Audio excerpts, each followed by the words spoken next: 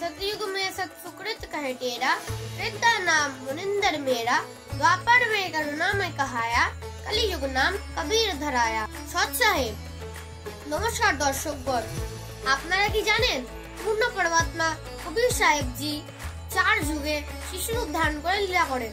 ঠিক তেমনি তিনি জ্যেষ্ঠ সুদী পূর্ণিমা তিথিতে সন 1398 লোহর তালাবে নিরুনিমাকে প্রাপ্ত হন। এই দিনটির উপলক্ষে সন্ত রামপালজি মহারাজের সান্নিধ্যে 3 দিবসীয় গরিবদাসজি মহারাজের রচিত অমর গ্রন্থ সাহিবের অখণ্ড পাঠ, বিশাল ভান্ডারা, বিশাল সৎসঙ্গ, নেত্র চিকিৎসা, দন্ত চিকিৎসা, স্বচ্ছায় রক্তদান শিবির, আধ্যাত্মিক প্রদর্শনীর মতন ধার্মিক কার্যক্রম অনুষ্ঠিত হয়েছে, যেখানে আপনারা সাদরে আমন্ত্রিত। সতলোক আশ্রমের ঠিকানা ধনুষা, নেপাল। ধন্যবাদ।